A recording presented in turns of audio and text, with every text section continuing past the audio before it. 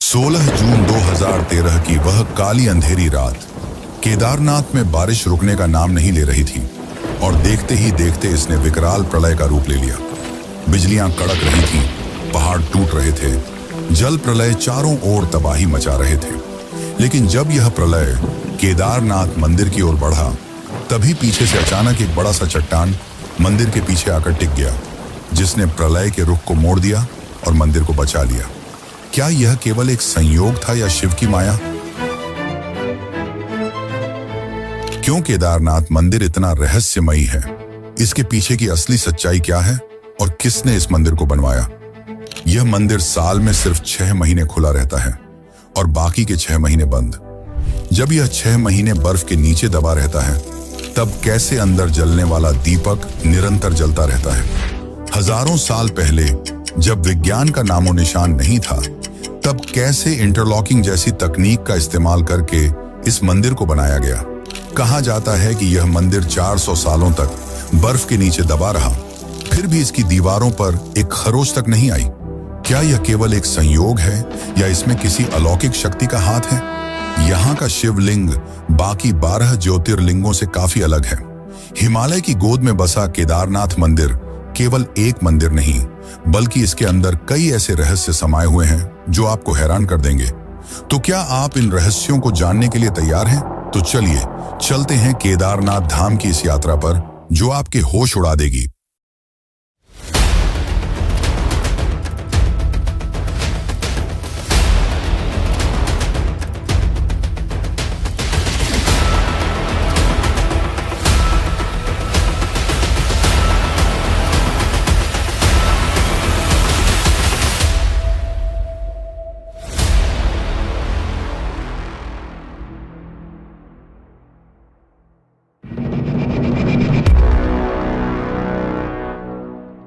हिमालय की गोद में 3584 मीटर की ऊंचाई पर स्थित केदारनाथ मंदिर सिर्फ एक तीर्थ स्थल नहीं, बल्कि आस्था और रहस्यों का संगम है। उत्तराखंड के रुद्रप्रयाग जिले में स्थित यह मंदिर 4 धामों में से एक है और पंच केदार में सबसे प्रमुख माना जाता है। यहाँ का मौसम अत्यंत कठोर है। सर्दियों में तापमान -20 डिग्री सेल्सियस तक गिर जाता है और भारी बर्फबारी के कारण मंदिर 6 महीने के लिए बंद कर दिया जाता है। 16 जून 2013 ये वह दिन था जब प्रकृति ने अपनी विनाशकारी शक्ति का प्रदर्शन किया। शाम को अचानक केदारनाथ घाटी में बादल फटा और भारी बारिश शुरू हो गई। कुछ ही घंटों में पानी का स्तर इतना बढ़ गया कि मंदाकिनी और सरस्वती नदियों ने विकराल रूप ले लिया। सिर्फ 48 घंटे में पूरे उत्तराखंड में 340 मिलीमीटर बारिश दर्ज की गई। इतनी बारिश जो सामान्य तौर पर पूरे महीने में होती थी। मंदाकिनी नदी का जल स्तर 6 फीट प्रति सेकंड की रफ्तार से बढ़ता जा रहा था। 15,000 से ज्यादा घर, पुल और दुकानें पूरी तरह बह चुकी थी। लेकिन असली तबाही तब शुरू हुई जब केदारनाथ मंदिर के पीछे की चौराबाड़ी झील का ग्लेशियर टूटकर मंदिर की ओर बढ़ने लगा। 1.5 किलोमीटर चौड़ी झील, जिसमें लाखों टन पानी भरा था, अब टूटकर बड़ी तेजी से अपनी राह में आने वाली हर चीज को मिटाते हुए मंदिर की ओर बढ़ रही थी। लेकिन तभी अचानक एक विशाल चट्टान केदारनाथ मंदिर के ठीक पीछे आकर रुक गई और उसके बाद बाढ़ का पूरा प्रवाह मंदिर के दोनों तरफ से निकल गया। ये विशाल चट्टान लगभग 20 फीट ऊंची और 30 टन भारी थी। अगर यह पत्थर अपनी सही जगह पर न रुकता तो मंदिर पूरी तरह तबाह हो सकता था। क्या यह केवल एक संयोग था या शिव की महिमा? यह चट्टान ठीक मंदिर के पीछे आकर कैसे रुक गई? स्थानीय लोगों और श्रद्धालुओं ने इस पत्थर को भीमशिला नाम दिया, क्योंकि मान्यता है कि इसका संबंध महाभारत के भीम से है।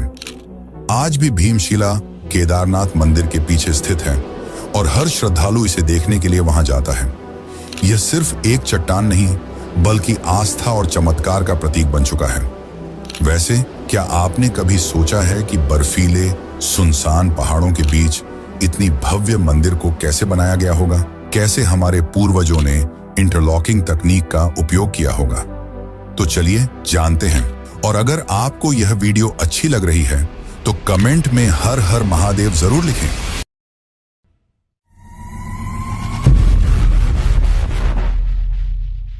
केदारनाथ मंदिर को देखकर यह सवाल हर किसी के मन में आता है कि इतनी ऊंचाई और दुर्गम स्थान पर हजारों साल पहले बिना किसी आधुनिक तकनीक के इतना भव्य मंदिर कैसे बनाया गया। क्या इसे देवताओं ने बनाया या फिर प्राचीन भारत की इंजीनियरिंग इतनी विकसित थी कि आज भी वैज्ञानिक इस रहस्य को पूरी तरह सुलझा नहीं पाए। इस मंदिर को बनाने के लिए विशाल पत्थरों का प्रयोग किया गया है। यह मंदिर विशाल भूरे रंग के पत्थरों से बना है, जिसे केदर गिनाइस भी कहा जाता है, जो कि 6 से 8 टन भारी है। ये पत्थर 20 से 30 किलोमीटर दूर से लाए गए थे, क्योंकि इस क्षेत्र में यह प्राकृतिक रूप से नहीं मिलते। पर सवाल तो यह है कि इतने भारी पत्थरों को 12,000 फीट की ऊंचाई तक कैसे पहुंचाया गया, जब ना तो कोई आधुनिक मशीन थी और ना ही कोई सड़क। सबसे चौंकाने वाली बात तो यह है कि मंदिर में किसी भी पत्थर को जोड़ने के लिए सीमेंट या गारा का प्रयोग नहीं किया गया है, बल्कि पत्थरों को इंटरलॉकिंग तकनीक से जोड़ा गया है, जिससे यह बिना किसी बाहरी सहारे के मजबूती से टिके रहते हैं। और 2013 की आपदा में यह सिद्ध भी हो गया कि मंदिर की संरचना आज के किसी भी आधुनिक इमारत से कहीं अधिक मजबूत है। पत्थरों का भार और इंटरलॉकिंग डिजाइन इस तरह से किया गया है कि यह तूफान, बर्फबारी और भूकंप झेल सके। 2013 की आपदा के बाद भारतीय पुरातत्व सर्वेक्षण यानी कि आर्कियोलॉजिकल सर्वे ऑफ इंडिया के वैज्ञानिकों ने केदारनाथ के पत्थरों की कार्बन डेटिंग और अन्य जांच की। इसमें उन्होंने यह पाया कि यह मंदिर लगभग 1200 से 1500 साल पुराना है, यानी कि 8वीं से 10वीं शताब्दी के बीच बनाया गया है। लेकिन हिंदू मान्यताओं के अनुसार इसका इतिहास महाभारत काल से जुड़ा हुआ है, यानी कि यह मंदिर लगभग 5000 साल पुराना है। तो क्या यह मंदिर सच में 5000 साल पुराना है और इसे पांडवों ने बनाया था, या फिर 8वीं शताब्दी में जगत गुरु आदि शंकराचार्य ने इसे बनाया? यह काफी दिलचस्प और रहस्यमय कहानी है। तो चलिए जानते हैं कि केदारनाथ मंदिर को किसने बनाया।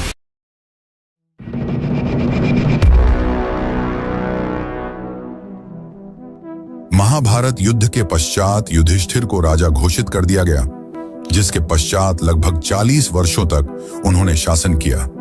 परंतु अपने भाइयों और गुरुजनों की मृत्यु का बोझ उन्हें भीतर से खाए जा रहा था। इस दुविधा को लेकर वे श्री कृष्ण के पास पहुंचे। तब श्री कृष्ण ने उन्हें बताया कि पांडवों को अपने ही भाइयों और गुरुओं का वध करने के कारण ब्रह्महत्या का पाप लगा है और इससे उन्हें मुक्ति केवल महादेव ही दिला सकते हैं। इसके पश्चात पांचों पांडव द्रौपदी सहित महादेव की खोज में हिमालय की ओर प्रस्थान कर गए। माना जाता है कि अपने ही भाइयों और गुरुओं की हत्या करने वाले पांडवों से शिव काफी क्रोधित थे और पांडवों को दर्शन नहीं देना चाहते थे। जब पांडव केदार क्षेत्र पहुंचे, तब शिव ने एक भैंस का रूप धारण कर लिया और अन्य भैंसों के झुंड में जा छिपे। यह देखकर भीम ने अपनी दोनों टांगे फैला ली और सभी भैंसों को उनके नीचे से गुजरने के लिए विवश कर दिया। तभी युधिष्ठिर ने देखा कि एक भैंस उनके नीचे से नहीं गुजर रही और वे समझ गए कि यही महादेव हैं। जैसे ही भीम ने उसे पकड़ने की कोशिश की, वह धरती में समाने लगे, लेकिन भीम ने उसे जोर से खींच लिया, जिससे भैंस का कुबड़ यानी पीठ का भाग बाहर रह गया। यही कुबड़ आज केदारनाथ के मुख्य शिवलिंग के रूप में पूजा जाता है। शिव के अन्य अंग भी विभिन्न स्थानों पर प्रकट हुए।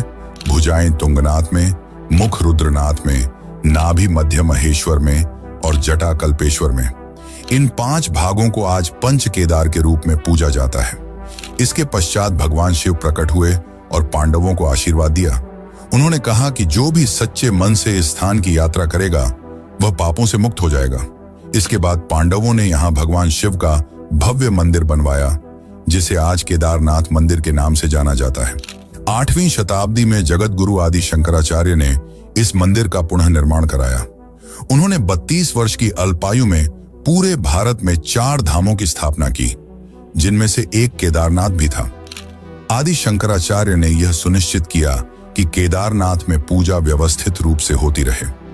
यही कारण है कि आज भी बद्रीनाथ और केदारनाथ के मंदिरों में पूजा आदि शंकराचार्य द्वारा निर्धारित विधि से ही की जाती है।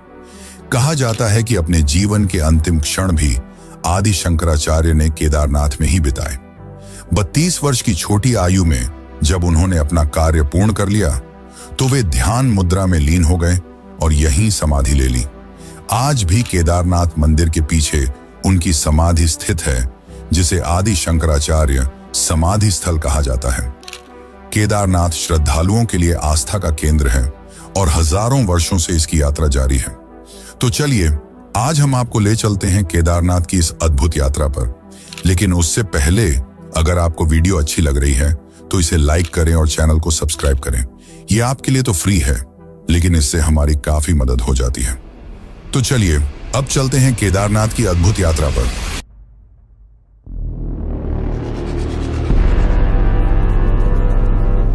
हजारों वर्षों से केदारनाथ यात्रा श्रद्धालुओं के लिए आस्था, साहस और भक्ति का प्रतीक रही है।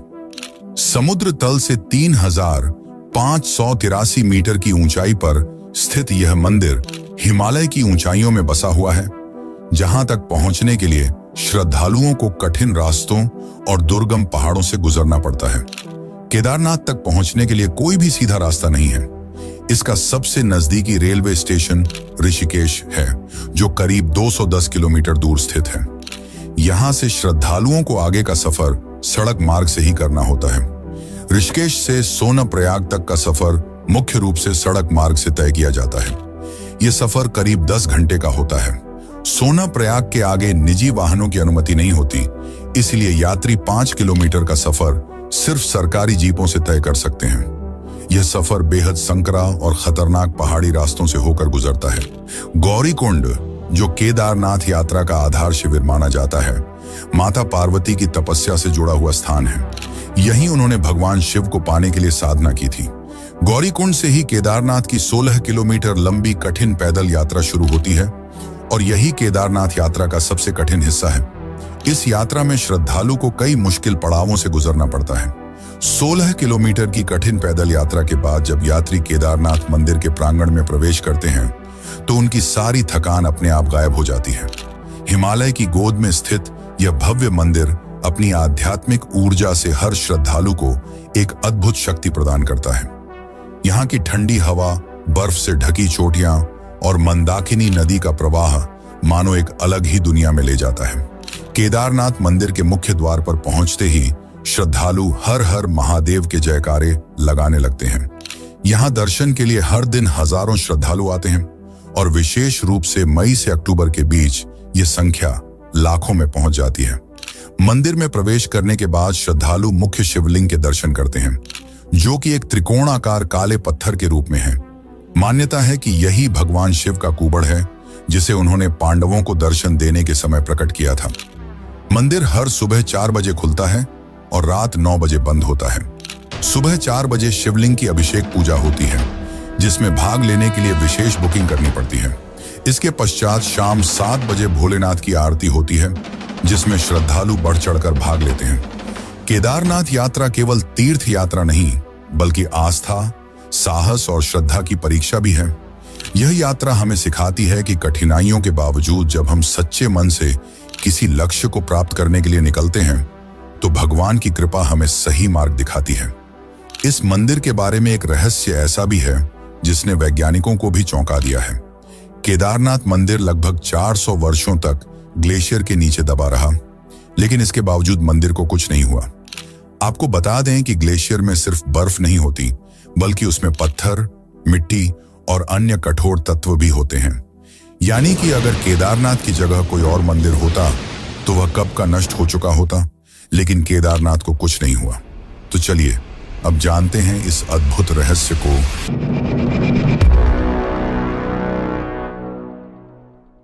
वैज्ञानिकों के अनुसार 1300 से 1800 ईस्वी के बीच पृथ्वी पर एक लघु हिमयुग यानी कि लिटिल आइस एज आया था। इस दौरान हिमालय में भारी हिमपात हुआ, जिससे केदारनाथ पूरी तरह बर्फ के नीचे दब गया। लगभग 400 वर्षों तक यह मंदिर बर्फ की मोटी चादर के बीच दबा रहा, लेकिन जब 400 सालों बाद बर्फ पिघली तो मंदिर ज्यों का त्यों खड़ा था, उसे एक खरोंच तक नहीं आई थी। वादिया इंस्टीट्यूट ऑफ हिमालयन जियोलॉजी ने इस पर विस्तृत अध्ययन किया और बताया कि यह मंदिर इस प्रकार बनाया गया है कि यह सभी प्राकृतिक आपदाओं को सहन कर सकता है। मंदिर के निर्माण में इंटरलॉकिंग तकनीक का उपयोग किया गया है। इस तकनीक में पत्थरों को इस प्रकार काटा जाता है कि वे एक दूसरे में पूरी तरह फिट हो जाएं। इस तकनीक का लाभ यह हुआ कि जब बर्फ का दबाव पड़ा तो मंदिर की दीवारों ने इसे सहन कर लिया और पत्थर अपनी जगह से हिले तक नहीं। भले ही यह मंदिर 400 वर्षों तक बर्फ में दबा रहा, लेकिन आज भी यह साल में सिर्फ 6 महीने ही खुला रहता है और बाकी 6 महीने बर्फ में दबा रहता है। माना जाता है कि इस दौरान यक्ष और गंधर्व स्वयं इस मंदिर में आकर भगवान शिव की पूजा करते हैं। लेकिन क्या आपने कभी सोचा है कि इसके पीछे का रहस्य क्या है? तो चलिए जानते हैं।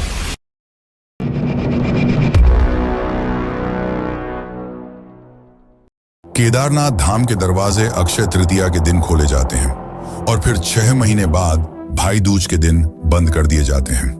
हजारों साल पुराने इस मंदिर में पूजा बड़े ही विधि विधान से की जाती है।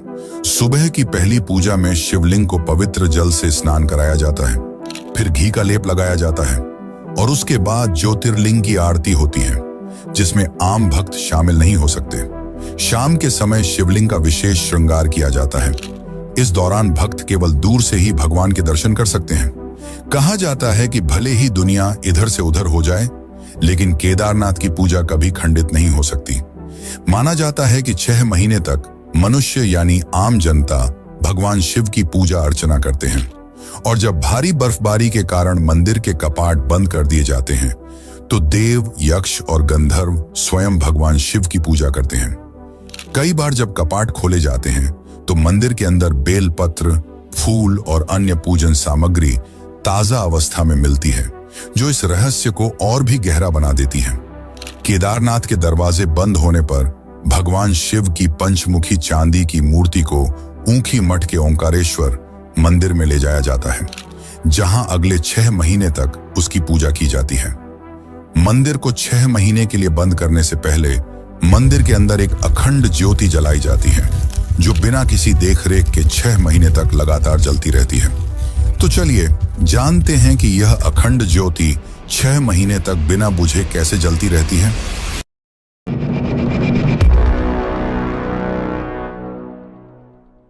केदारनाथ मंदिर में एक ऐसा चमत्कार होता है जो विज्ञान के सारे तर्कों को चुनौती देता है।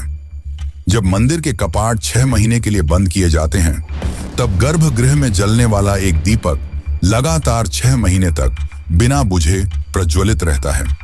यह कोई साधारण दीपक नहीं, बल्कि श्रद्धा, आस्था और दिव्य शक्ति का प्रतीक है। आप ही सोचिए, 6 महीने तक मंदिर का द्वार नहीं खुलता, बाहर चारों तरफ कई फीट मोटी बर्फ जमी होती है, तापमान 0 से -20 डिग्री सेल्सियस नीचे तक गिर जाता है। ऐसे वातावरण में न तो हवा का संचार होता है और न ही किसी भी प्रकार की बाहरी गतिविधि। ऐसे में सवाल उठता है कि आखिर बिना किसी देखरेख के वह दीपक कैसे जलता रहता है? घी समाप्त क्यों नहीं होता? बिना ऑक्सीजन के वह लौ कैसे प्रज्वलित रहती है? विज्ञान के पास इन सभी सवालों का कोई जवाब नहीं है, पर माना जाता है कि जब 6 महीने तक यक्ष और गंधर्व शिव की पूजा करते हैं, तब वे ही इस दीपक को जलाए रखते हैं।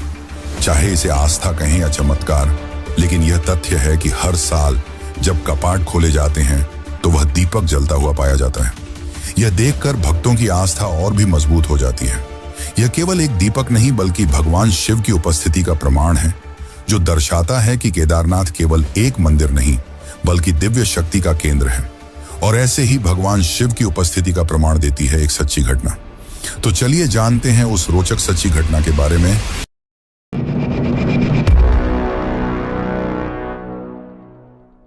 कई 100 वर्ष पूर्व, जब न तो सड़क थी और न ही रेल मार्ग का कोई साधन, तब लोग दूर दूर से कई महीने का सफर पैदल या बैलगाड़ी की मदद से तय कर केदारनाथ धाम के दर्शन के लिए आते थे। ये वैसे ही एक भक्त की अद्भुत मगर सच्ची कहानी है। एक समय एक भक्त 2 महीने की पैदल यात्रा करके केदारनाथ धाम के दर्शन के लिए पहुंचा, लेकिन जब वह मंदिर के पास पहुंचा तो मंदिर के कपाट बंद किए जा रहे थे। यह देखकर वह काफी उदास हो गया और उसने पंडित से बहुत विनती की, मगर पंडित ने यह कहकर मना कर दिया कि यह असंभव है और उसे लौट जाने को कहा। पर भक्त ने उसकी एक न सुनी और वहीं पर बैठ गया। रात को भीषण ठंड पड़ने लगी और वह ठंड और भूख से कराह रहा था। तभी एक अघोरी बाबा ने उसे देखा और कहा, इतनी ठंड में क्यों बैठे हो, लौट जाओ। तब भक्त ने कहा, मैं मंदिर के दर्शन किए बिना नहीं जाऊंगा। यह सुनकर अघोरी ने उसे खाने के लिए भोजन दिया और आग भी जलाई। फिर भक्त ने खाना खाकर वहीं विश्राम किया। जब सुबह उसकी आंख खुली तो उसने देखा कि केदारनाथ मंदिर के द्वार खोले जा रहे हैं। उसने बड़े ही आश्चर्य से पंडित से पूछा, आज केदारनाथ के द्वार क्यों खोले जा रहे हैं? पंडित ने उत्तर दिया, 6 महीने बाद आज मंदिर के द्वार खोले जा रहे हैं। यह सुनकर भक्त आश्चर्यचकित हो गया और बोला, यह कैसे हो सकता है कि एक ही रात में 6 महीने बीत गए? तब पुजारी ने उससे पूछा, तुम्हें रात में खाना किसने दिया था और यह आग किसने जलाई? भक्त ने उत्तर दिया, एक अघोरी बाबा थे जिनकी लंबी जटाएं थीं और उन्होंने रुद्राक्ष धारण किया हुआ था, और हां, उनके हाथ में त्रिशूल और डमरू भी था। यह सुनकर पंडित समझ गए कि वह कोई और नहीं बल्कि स्वयं महादेव थे जिन्होंने अपने भक्त की रक्षा की। वैसे केदारनाथ में उसके पुजारी की भी काफी चर्चा होती है। यहाँ के पुजारी की अनूठी परंपरा भी लोगों के लिए कौतूहल का विषय है। तो चलिए अब जानते हैं केदारनाथ के पुजारी के बारे में।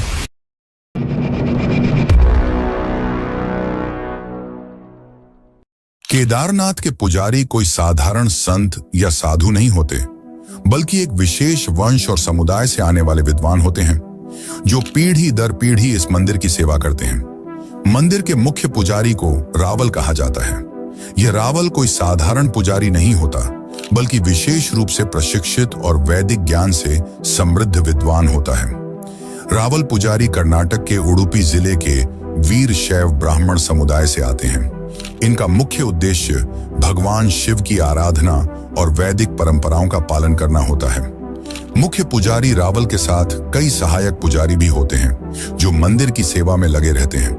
ये पुजारी विभिन्न अनुष्ठानों और पूजा पाठ में मदद करते हैं। यहाँ के पुजारी जितने ज्यादा इस मंदिर से जुड़े हैं, उससे भी ज्यादा ये मंदिर अन्य मंदिरों से जुड़ा हुआ है। इस मंदिर का सीधा संबंध रामेश्वरम मंदिर से है। क्या आपने कभी सोचा है कि केदारनाथ से लगभग 2800 किलोमीटर दूर रामेश्वरम के बीच क्या संबंध हो सकता है? क्या यह महज संयोग है कि ये दोनों पवित्र धाम 69 डिग्री देशांतर रेखा पर लगभग एक ही सीध में स्थित हैं? यह सवाल जितना सरल लगता है, इसका उत्तर उतना ही रहस्यमयी है। यह मात्र भौगोलिक संयोग नहीं, बल्कि एक अद्भुत ज्योतिषीय और आध्यात्मिक गणना का परिणाम है, जिसे हजारों साल पहले ऋषियों ने स्थापित किया था। आइए इस रहस्य को एक गहरी और रोमांचक यात्रा के रूप में समझते हैं। एक ऐसी यात्रा जो हमें भारतीय धर्म, खगोल शास्त्र और वास्तुशास्त्र के अद्भुत संगम तक ले जाएगी।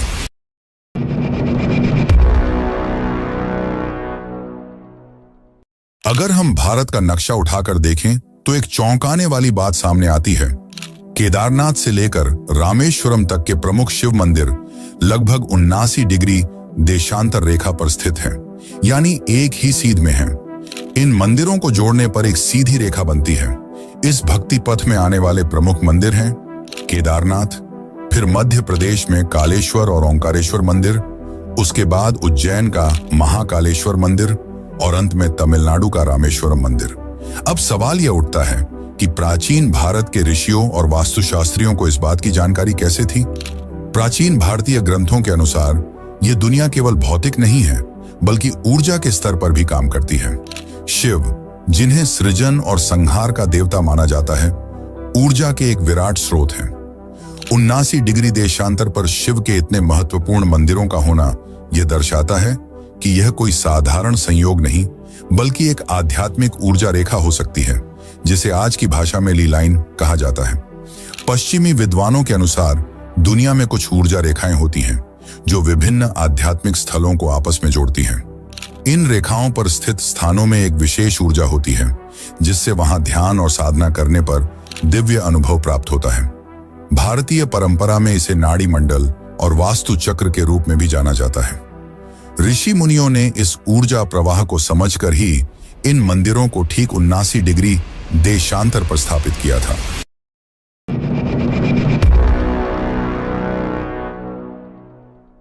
आपने कभी सोचा है कि जब हम किसी रहस्यमयी कहानी को पढ़ते या सुनते हैं तो हमारी जिज्ञासा हमेशा बनी रहती है? कुछ रहस्य ऐसे होते हैं जो जितना गहराई से समझने की कोशिश करें, उतने ही अधिक उलझते जाते हैं। केदारनाथ का रहस्य भी कुछ ऐसा ही है। यह सिर्फ एक मंदिर नहीं, बल्कि हजारों साल पुरानी संस्कृति, विज्ञान, आस्था और रहस्यों का संगम है। हमने संबंध भी केदारनाथ से जुड़ा हुआ है। रामेश्वरम से केदारनाथ तक की हमारी यह यात्रा हमें बताती है कि शिव सिर्फ विनाश के देवता नहीं, बल्कि ऊर्जा के महानायक हैं। वह दीपक जो बिना किसी आधुनिक संसाधन के 6 महीनों तक जलता रहता है, हमें यह सोचने पर मजबूर करता है कि आखिर यह शक्ति आती कहां से है। क्या यह केवल आस्था का बल है या फिर इसमें कोई गूढ़ रहस्य छुपा है? केदारनाथ में होने वाली हर घटना, हर कहानी और हर चमत्कार हमें यह सोचने पर मजबूर करता है कि यह स्थान सिर्फ एक मंदिर नहीं, बल्कि एक दिव्य शक्ति का केंद्र है। क्या यह संयोग था कि केदारनाथ मंदिर 2013 की भयानक बाढ़ में पूरी तरह सुरक्षित रहा, जबकि उसके चारों ओर की पूरी घाटी तबाह हो गई? क्या यह मात्र आस्था थी कि 400 सालों तक बर्फ में दबे रहने के बावजूद मंदिर को कोई नुकसान नहीं हुआ? क्या यह सिर्फ एक इत्तेफाक है कि बिना किसी सहारे के 6 महीनों तक दीपक जलता रहता है? और क्या यह केवल भूगोल था जिसने केदारनाथ से रामेश्वरम तक के मंदिरों को 79 देशांतर पर सटीक रूप से रख दिया? अगर आप इन सवालों के जवाब तलाशेंगे तो आपको एक ही उत्तर मिलेगा, यह महज संयोग नहीं हो सकता। अगर आप इस वीडियो को यहां तक देख चुके हैं तो इसका मतलब है कि कहीं ना कहीं आप भी इस रहस्य से जुड़े हुए हैं। अब सवाल यह है, क्या आप इस दिव्य ज्ञान को दूसरों तक पहुंचाना चाहते हैं? अगर हां, तो वीडियो को लाइक करें, क्योंकि जब आप लाइक करते हैं तो यह वीडियो और लोगों तक पहुंचता है और उन्हें भी इस रहस्य के बारे में जानने का मौका मिलता है। अगर आपको लगता है कि यह जानकारी आपके दोस्तों, परिवार वालों या किसी भी आस्तिक को चौंका सकती है, तो इस वीडियो को शेयर करें। और अगर आप ऐसी ही और रहस्यमयी कहानियां और अद्भुत खुलासे जानना चाहते हैं तो चैनल को सब्सक्राइब करें और बेल आइकन दबाएं, क्योंकि अगले वीडियो में हम एक और रहस्य से पर्दा उठाने वाले हैं जिसे आप मिस नहीं करना चाहेंगे। हर हर महादेव।